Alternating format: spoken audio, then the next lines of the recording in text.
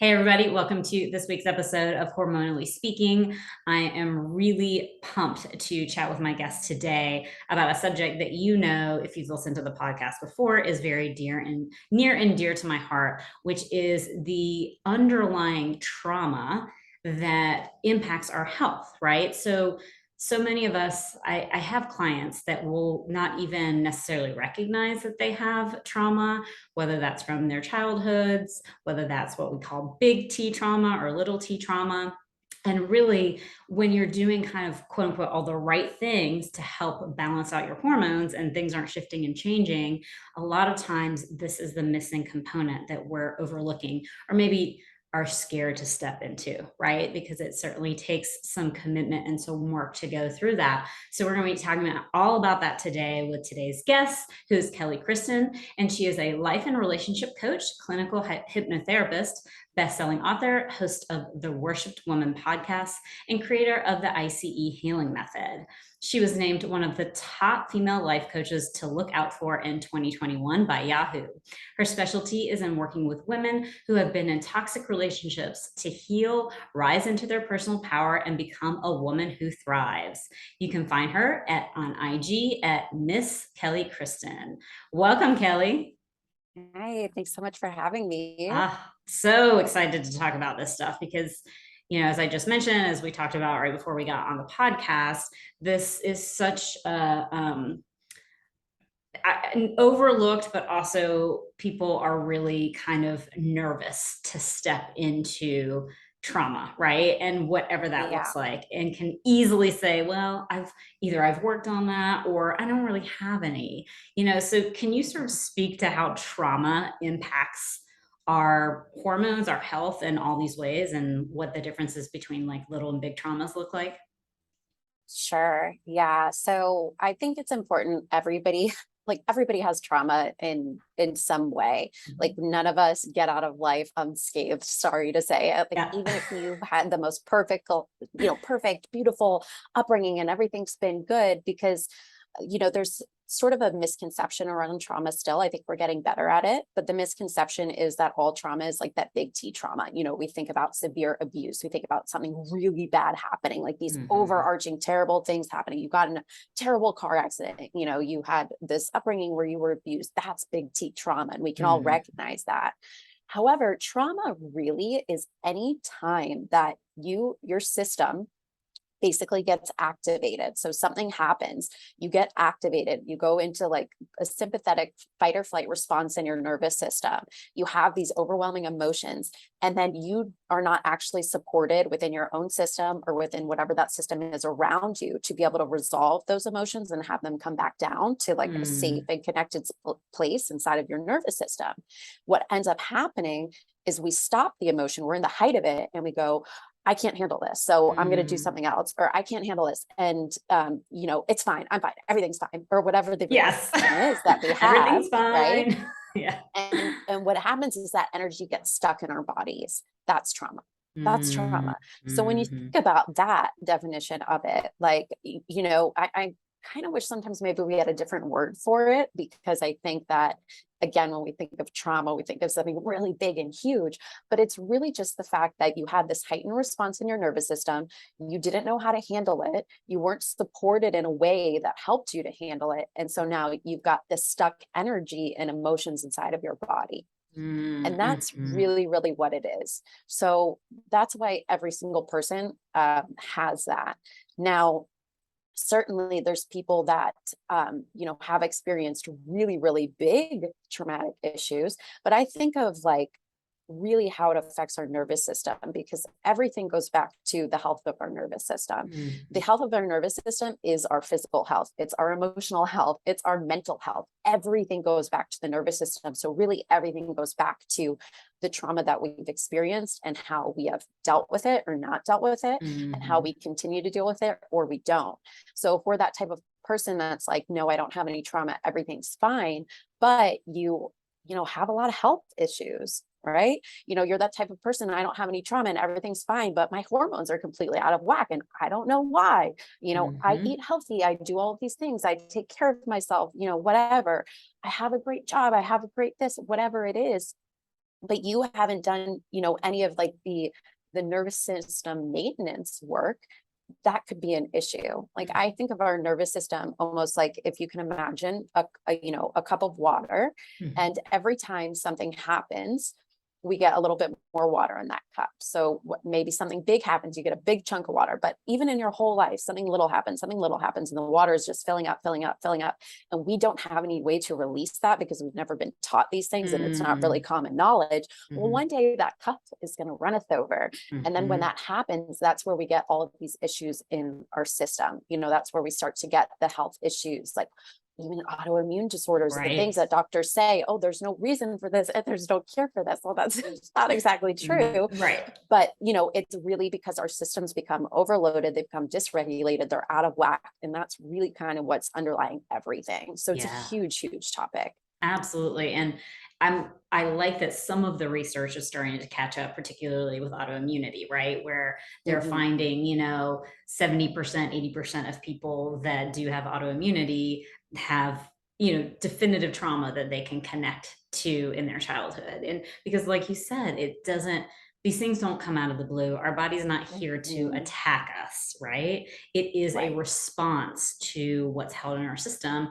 And I was thinking about when you talked about, when we get caught, like I even think about that as an adult, where you get caught in your emotion, because we have to kind of do that a lot in our lives, right? In our daily lives, where we can't necessarily, if we're at work or with our family in that moment, sort of see our way all the way through an emotion, right? So we kind of push it Mhm. down.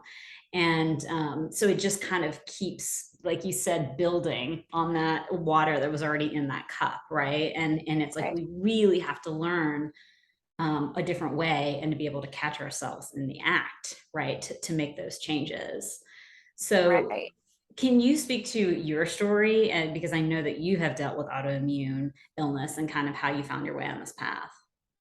Yeah, so I definitely, what you just said about there's a reason that we have these autoimmune issues, Mhm. right? So I guess at this point it was probably about eight years ago. I had just left a very traumatic and abusive relationship. And at the time, I was like, okay, I'm free. I'm just gonna go on and live my life and everything's gonna be fine. Like I'm Yes. so glad I'm You're out of like, that, right? hurrah. Yes. And then very quickly it was like, no, no, no, you're not Mhm. fine. Mhm. And my body started freaking out. And so I had, rapid weight gain. Like I gained 25 pounds in maybe like a month or two, something Mm. crazy. And I had always Mhm. been pretty a healthy person, athletic, always my whole life. And, my hair was falling out. I was having night terrors. Like I Mm. couldn't sleep at night. I was like, it was just one thing after the next. And it was just really, really trying for me. And I'm like, okay, let me go to the doctor and get everything checked out. So of course I go get my hormones done, then I get all this stuff done and I'm going in and I'm seeing all like the typical doctors and everything. And it turns out, okay, I have two autoimmune disorders. They tagged me with thyroid and also PCOS, and Mm. basically said, "Here you go. You're going to have to be on these 7 medications for the rest of your life. You're going to be Mhm. overweight forever. Don't ever think about having a baby." Like all of these things that they tell you. Oh, and you're depressed. Like I mean, it was just the craziest thing. And I'm sitting there at the time.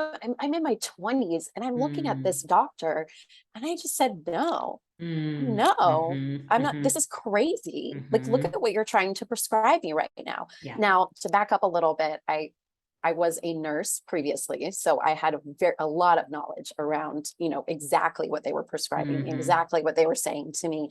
And Mhm. in that moment, it was everything. My body was just saying, this has nothing to do with that. Mhm. There's something else under here. Mhm. And so I just said, no, I'm not doing it. And I really, from that point, said, I'm going to figure out how to actually heal this.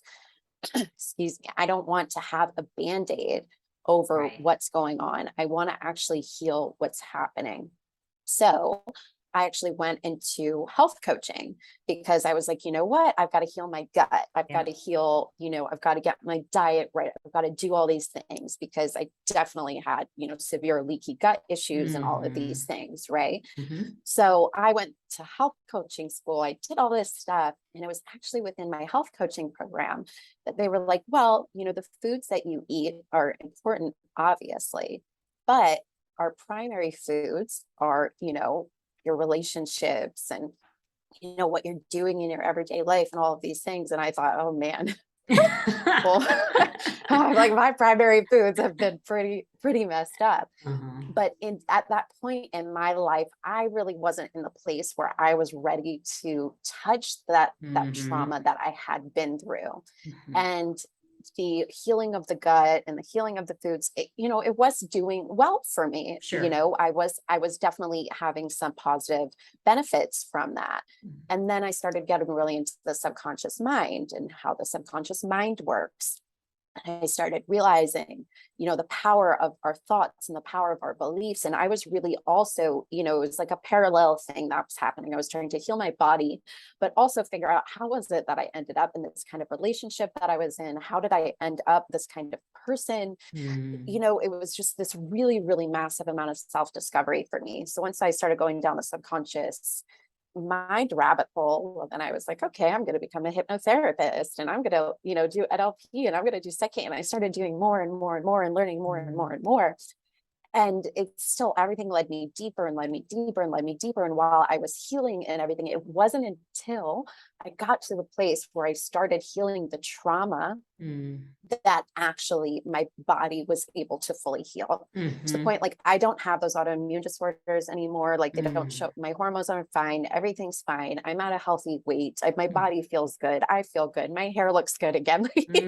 All of these things, my body was able to heal when it was really all of it. And now I will tell you this is interesting as well. When I first started, the gut healing journey and everything, of course, I'm having no gluten, no dairy, very minimal sugar, like all of these things that you do. And now I'm able to eat absolutely anything I want. Now, of course, I don't like eat, I'm a healthy person. I don't like eat a bunch of junk food all day long because that just wouldn't make me feel good. Everything's about how I feel. But I can eat absolutely anything I want and my body is fine. I don't have the reactions that I had because I was able to go to that deeper level with healing of, like, really the trauma. We're talking about, again, healing the trauma. It's healing of the nervous system. And once you can do that, and once you can get to that level, I mean, everything else kind of cascades from there. Right. So. Right. Well, and, I say a lot to my clients, if we lived throughout much of history, if you sort of lived in a let's say not the poorest of lifestyles, that you could probably eat anything because the level of things that are causing trauma to our body are so much higher now, but really this state of constant stress that all of my clients that come to me are under, so many women that I talk to.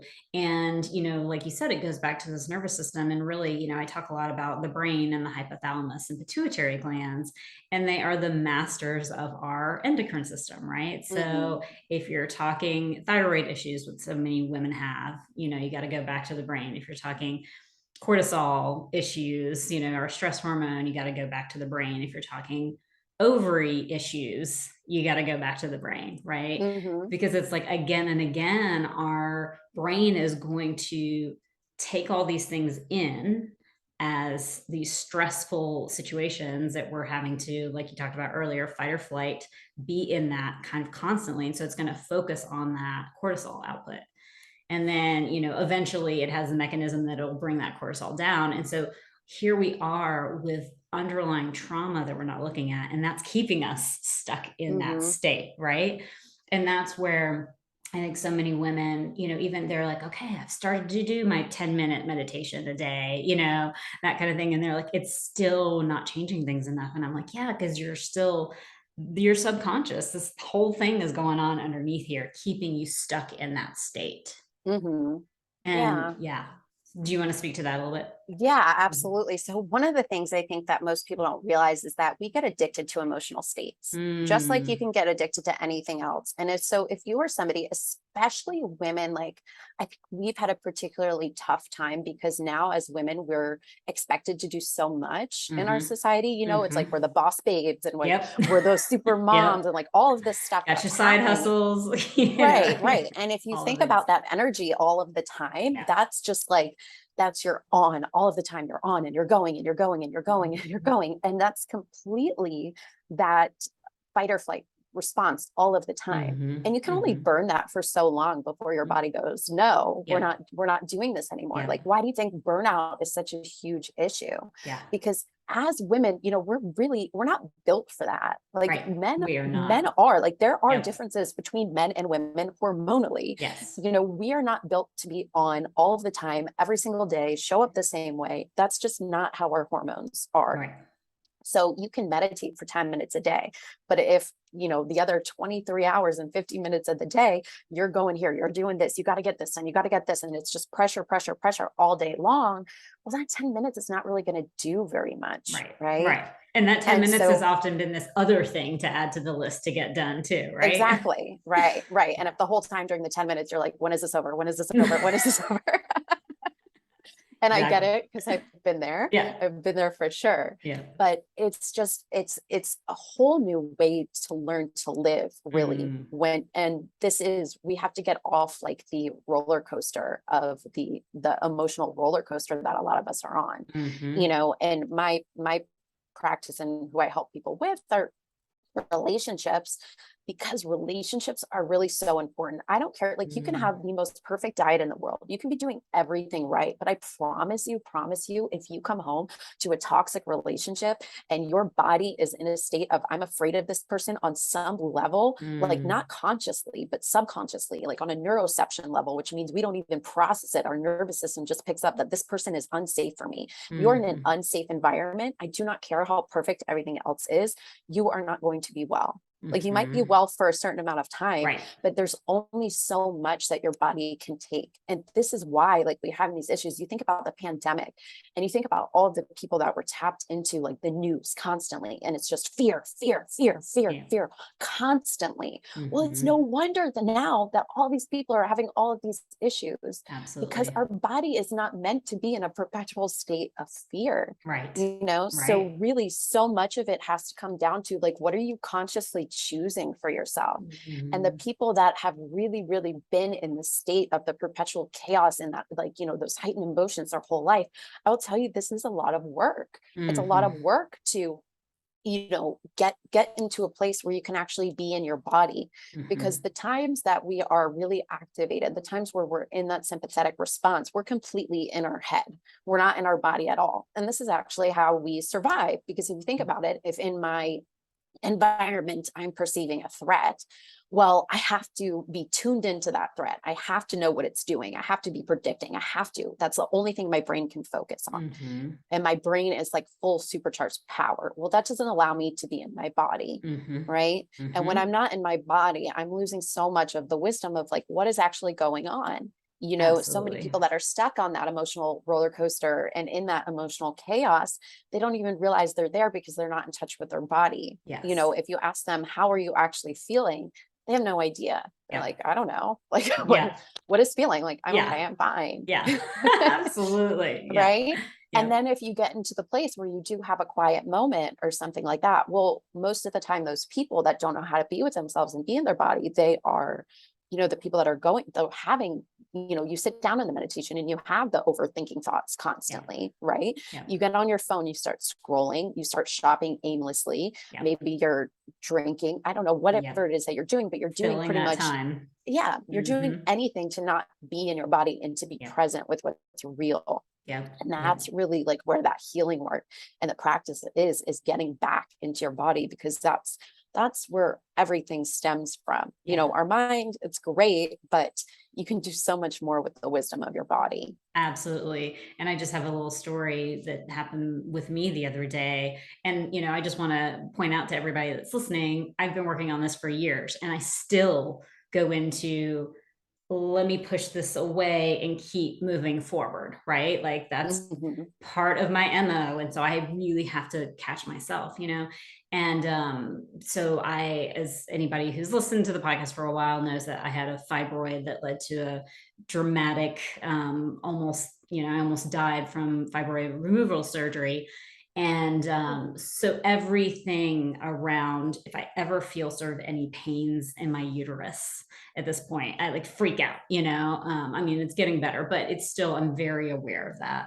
And, sometimes that's where I'll start to run, right? Because there's PTSD from everything that the fibroid represents, and the trauma of the Mhm. surgeries and everything. But I sat there and I stopped myself. I was starting to do something and then I stopped. I said, I'm just going to sit down and literally put my hand over top of my uterus and just listen, right? I just wanted to hear what the message was.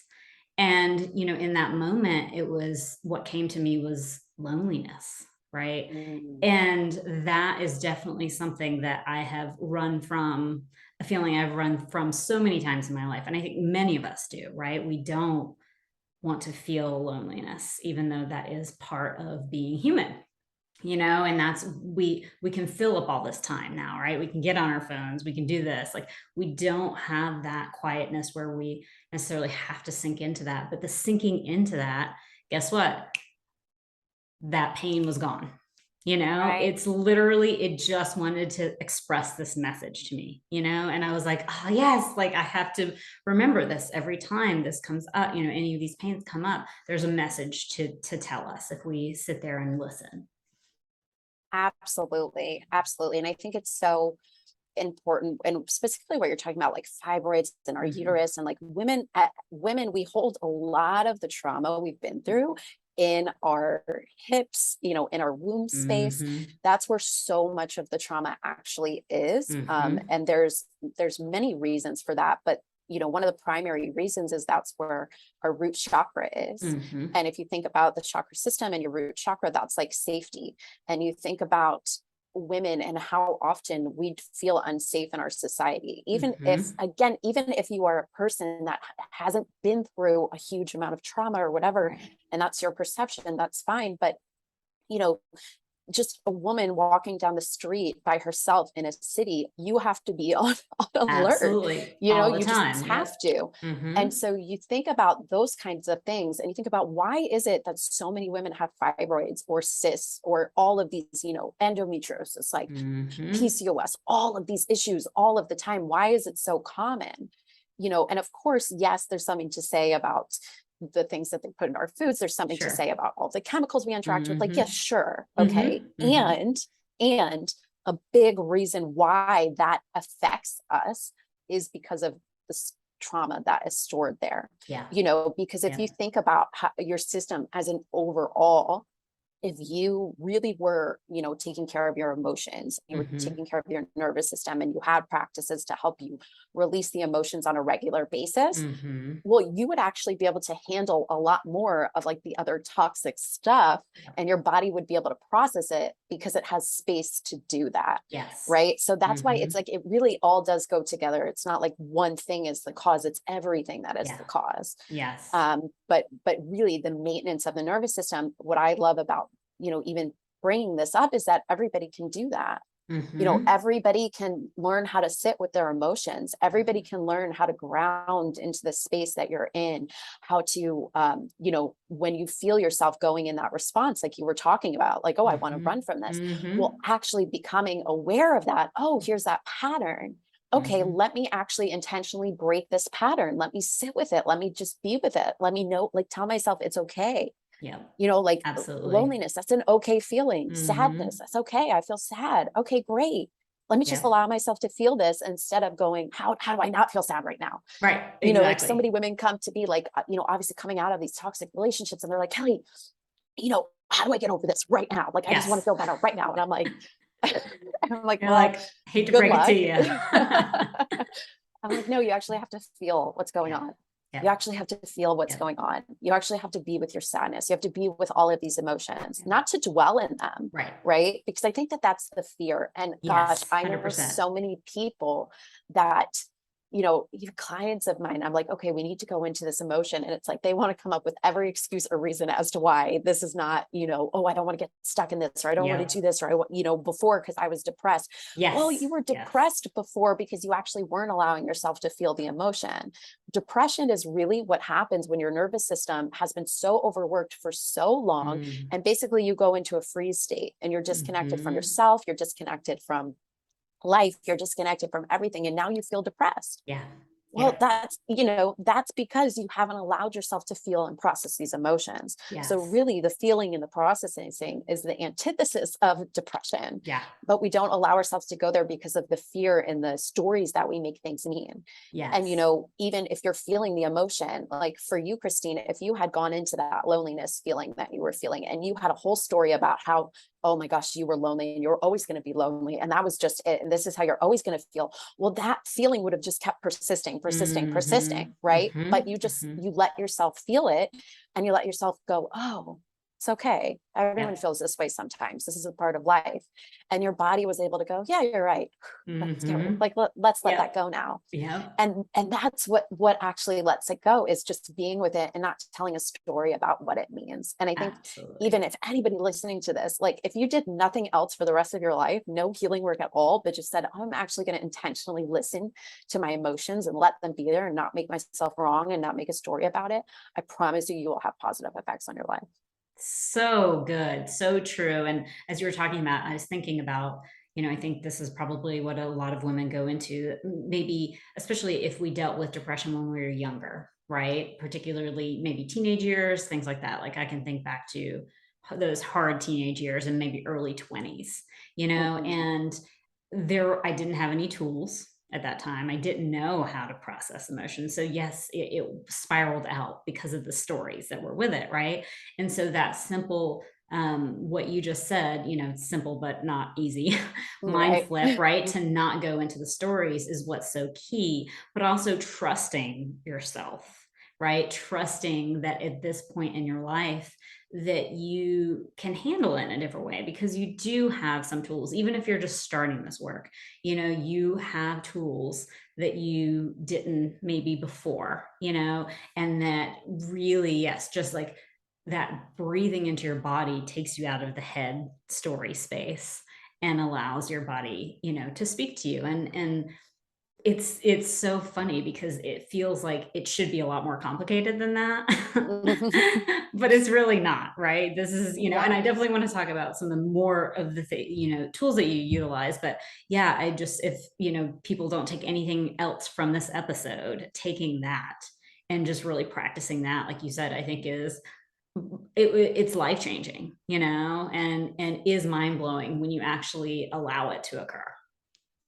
Absolutely. Absolutely. I think that, nervous system, when you start to work with your nervous system and like do the maintenance work, like I'm talking about, it can seem like a really big, overwhelming thing. How am I going to do that? And to your point, it's simple, not always easy. Yeah. But it's absolutely simple. It's literally just allowing yourself to be and allowing, and certainly there's different work that has to be done. Like if you're somebody who has never, ever felt safe in your life because you just grew up in a totally chaotic household and you've just had chaos your whole life, we do have to sort of like build the engine of the car to be able to feel safe. Because if you get in a car and there's no engine, where are you going to go? Right. So we got to build the engine, a little bit of safety, but it's not impossible to get there. But that's really, the main focus is getting to a place where you can feel safe, because if you can feel safe and then you can process, well, now we're at the space where we're releasing, and that's really where the magic is. Yes, so good. So what are some of the other approaches that you use with your clients to, get them from point A to point B? So I've developed my own healing method, which I call ICE, ICE, and it stands for the right information, subconscious change, and embodiment. And to me, this is like the three pieces that we really need to transform. So you need a certain amount of information, right? Because obviously you need to know what's going on. Like if a health coaching client is coming to you or something, like they need a certain amount of information about what's happening, right? People that come to me, they need a certain amount of information about relationships, about, how, toxic relationships, anything. Like you need a certain amount of information. But I find most people get into information overload. So this is why I call it the right information, because you don't need a ton. You don't need to like read 800 books. You don't need to know every little thing about how the body works. You don't need to know every little thing about, why I talk a lot about in my practice about, people become obsessed with narcissists and learning about narcissists and learning about every little thing that they do and every little thing and all the reasons why.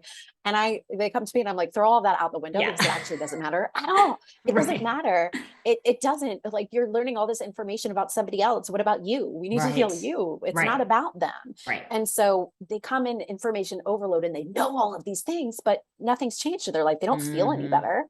Right. So it's about the right information. And then subconscious change. So as I said, I'm a hypnotherapist. That's primarily where I do the subconscious change work, because our beliefs are largely subconscious, and what we believe inside is what we're going to see outside. Our beliefs are really what is dictating our reality. And there was Bruce Lipton wrote a book many years ago called The Biology of Belief, and our beliefs actually affect our DNA. Not only, what we're seeing in our reality, but they affect our DNA, actually what's going on inside of our bodies. So belief change work is so important. Now, for me, a lot of, the belief change work we're doing is around being worthy, around being lovable. You think about relationships, and you think about how so many relationships are set up as a way, it's a vehicle for, it shouldn't be this way, but it is this way, a vehicle for us to have to prove our worth, right? Like if I do this, and this, then this person will love me because, they'll deem me worthy, and then I'll be loved and I'll be in a relationship. And so when we have the belief inside of something like, I'm not enough as I am, well, I'm going to constantly seek out partners that reinforce that belief. Because how your subconscious works is that it's always right. Whatever you believe in your mind, you will see in your reality, because you want to be validated. You're not going to make yourself a liar. You're not going to make yourself wrong. So if inside your mind, the story is, I'm not enough or nobody wants me, well, then you're going to be in relationships where that person constantly reflects to you that you're not enough. You're going to want to be in a relationship with somebody who really doesn't choose you or really doesn't makes you feel wanted. Not because you're not worthy of that, but that's because that's who you are choosing based on your subconscious beliefs. So we've got to change what's happening in your subconscious. This is really imperative for everybody, because it's not just our relationships, although I think relationships are of the utmost importance in our life just because of how many things they affect, but it's everything. It's like how you're doing at work, it's your friendships, it's the quality of life that you're having is based off the beliefs of like what you even believe that you can have, what you believe is possible for you. All of these things are in our subconscious. Like we have a subconscious blueprint for just about everything. So it's really, really important that we do the subconscious change work. And then the final piece is embodiment. Embodiment is where I use this as kind of an umbrella term to say of the body. The embodiment work is where we're actually doing the nervous system repair and release and building resiliency. So you need all of those. So you have to be able to release. My favorite ways of releasing is really through breath work. And like full holotropic breath work, where we're doing like 25-minute breathing sessions and really clearing out the energy of your body. Because breath work for me has been such a powerful, powerful practice. I've personally been utilizing it for about 7 years in my own healing journey. And I have never found anything more powerful to, it's almost like a nervous system reset, where you're clearing out the old and then you're building capacity for more. Because, as we were talking about, like that cup filling up and running over, well, how do we release? Breath work is a way that we can kind of clear some of that old stuff out. And what's nice about this, and very different from like a traditional therapy route or something, is like you don't have to sit there and talk about what happened to you Right. to release it out of your body. Right. And I think that, there's even a lot of studies that show that it's not helpful to go to therapy and talk about what happened to you and talk again. about all the bad stuff, Mhm. because that is like reinforcing it. And then you're actually locking it further in your body. Because Yep. as you're telling these stories, you're usually feeling those feelings. And now you're reinforcing it over and over and over again. Yeah. Something like breath work can absolutely help us clear it out so that we don't have to talk about it anymore, but we actually just feel better. We feel lighter, right? Mhm. Then there's more directed forms. So obviously that's not going to be like a catch-all for everything, right? So I do also somatic experiencing, where we go to the actual root of a feeling, an issue that you've had, this repetitive trigger that you've had in your life, and we work through it from the beginning. You allow yourself to process what you couldn't process. And this is really powerful, because now you're getting your body out of that loop. Absolutely. Right? You're getting your Yep. body, when we've been through things that are traumatic, we have repetition compulsion, where essentially our system wants to work out of it. Yeah. Right? It wants to work out of it, but it just puts us in situations over and over and over again to be able to bring the trauma to completion. But if we don't have the tools to bring it to completion, we end up just getting stuck in that trauma loop over and over and over again. So when we go back to our original incident, and we allow you to work through the emotions there in a place of safety, well, now you don't have to like compulsively go back to that feeling anymore, because your body's already processed it. Right. Yeah. So I am a huge fan of somatic therapy for everything that you just said. It's like the issues are in our tissues, right? And so it's like we got to process that out. And I can imagine, yet pairing that with the breath work, and then hypnotherapy. Yeah, I can see how that's like such a beautiful, process to bring all of that together and really take people to the next level. So that's super cool. And one thing I was thinking about when you were talking about the right information, this isn't exactly the same as you were saying, because what you were talking about was, worrying about sort of other people, narcissism, and being sociopaths and things like that. But although I love them, things like the Enneagram and these different personality typing tests, right? People can get really caught up in that too, right? It's like, oh my God, I'm just learning all this information, but like you're not getting anywhere with it, right? You're not moving forward with it. The purpose is to sort of understand that so that you can evolve, not so that you're just like, well, I'm a 4, so this is what I do, Right. Putting yourself inside of this box. Yeah. I feel the same way about, even things like attachment theory, which I think is useful in a lot of ways. However, people are like coming to me, they're like, I'm anxiously attached and this is how it is. And I'm like, okay, do you want to be that? Right. No. Okay, well then stop saying that and stop like enforcing it. Right. That this is how you are and this is how it's going to be. Right. Like things can be useful and you can learn, but anything that you're saying, this is who I am, this is me, this is it. Right. I'd really be cautious with that, because agree. it's like putting yourself into the box and saying like, oh, you might have tendencies to act a certain way, and that's fine. We all do, right? But to say this is the box that I fit in, it's so limiting. And why I don't know why we have this tendency. I think it has to do with like we need an identity to identify ourselves as. Yeah. But when you really come to a place of like deeper understanding that your identity is always changing and it's really what you choose for yourself, that's a much more powerful place to be, rather than, oh, I'm a 4 and I'm, avoidant and I'm this and I'm that, And again, all those tools are useful. Like I love astrology. I just think it's so fun. I love it. It's like a little side hobby of mine. But I'm not like, oh my gosh, Mercury retrograde is here and I can't do this and I can't do that and I can't, because it's like, why? It's not that serious. Right. Right. Absolutely. It is so limiting. And again, a lot of that is kind of a little bit, not to, offend anybody, but a little bit of mental masturbation is what we can get into with that. Right. And so again, we are stuck in our heads versus getting into our bodies. And I definitely think there's a lot of great information that we can learn from that, but then like, okay, how are you using that information to change rather than to stay the same? Because you're not happy being avoidant or what have you, so. Right. Yeah. And you think about the amount of information, if information was going to heal you, we would all, every person would be like perfect, right? Yeah, exactly. Right. As soon as the internet took off. Yes. Yeah, but we don't have an information issue. We have Yeah. an integration issue. Yes. And the Yes. integration can only happen in your body. It doesn't happen in Mm-hmm. your mind because, you think about this, you can read a book about swimming Mm-hmm. and you can, understand how to swim from this Mm-hmm. book.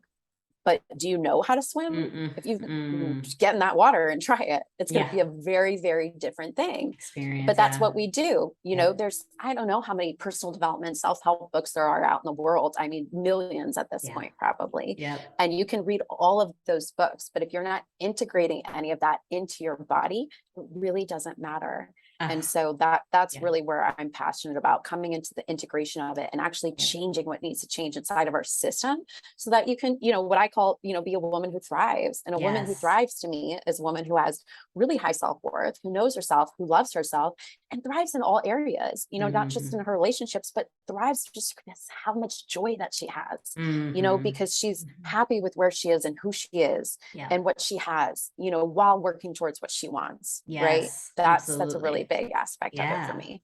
And it's so important right now in history, I believe, for women to really deeply understand their self-worth and all of the things that they can do and the give and take, which has been so much give, give, give, give, give as a woman throughout history, right? And now Yes. it's Yes. time to, level that out. Not saying you can't give it all, because I know sometimes women are like, well, children, of course, like, but there is a lot more taking in that needs to happen at this point, to really, like you said earlier, for our systems to balance, for our health to get better, because our bodies were not made to do that giving all the time in all these areas. And you're not going to get happiness. I think most women want to feel energy and Hmm. to feel happy, right? Those are kind of the two biggest things, right? I mean, there's lots of other things that they may think that they want, but those are kind of the overarching things. And as you're not going to get that from all this giving all the time, And Right. so it's like that create like that deeper sense of connecting to your self-worth. That's going to say, oh, it's okay for me to take in, and it's Yes. necessary for me to take in, and so, yeah, I just feel like we are in this time to really shift things for the future of women too, by doing this work ourselves.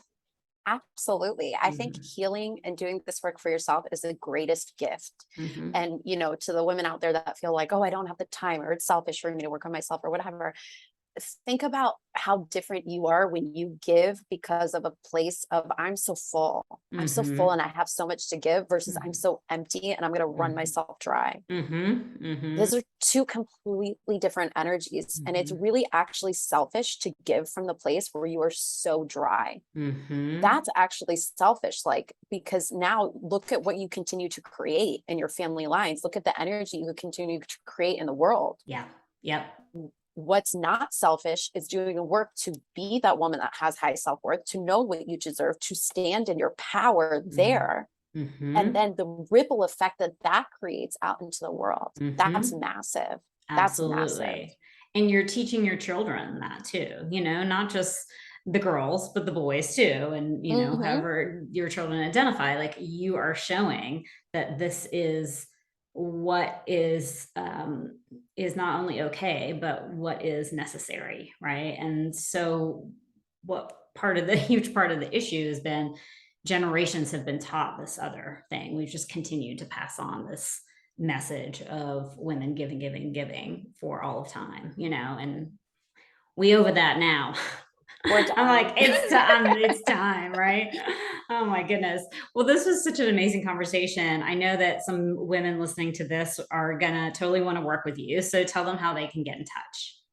Yeah, so you can find me on Instagram. I'm Miss Kelly Kristen. It's MS Kelly Kristen.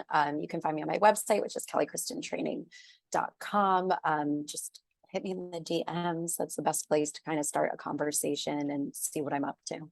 And you work one-on-one with people? I work one-on-one, I do groups, I have hypnotherapy based programs that you can just get into and start working on some of this yourself if you want to. Nice. Really, I think, my Worthy Woman workshop is where I have everyone start. It's like a very low cost workshop that's about increasing your self-worth and really, hitting on the big wounds that we all have of not being enough and healing that through hypnotherapy. It's really powerful. Ooh, I like it. And that's something that just, I feel like every human needs. 100%. Yep. Especially Really right now. recognizing, recognizing the worth is not outside of you. Like there's no magic man in the sky that's going to come down and go, now you're worthy, ding. It's just, it exists. You have it already. It's really being able to tap into that. And I also want to say too, like what you're talking about, I want the happiness, I want the energy. That also comes from inside you. The energy you want to feel is your own, not someone else's. The happiness you want to feel is your own, not someone else's. And you actually already have that within you. It's learning how to cultivate it. And that's what really, really is, your own energy heals you. Your own love heals you. It's you. And it's such a powerful thing. It's not outside of you. So that's what I want to leave everybody with. I love it. Goosebumps. So good. Well, I so appreciate this conversation with you today. It was so, so good. And I know a lot of the listeners are going to get so much out of it. So thank you so much for having me. It's been a pleasure, Kristin.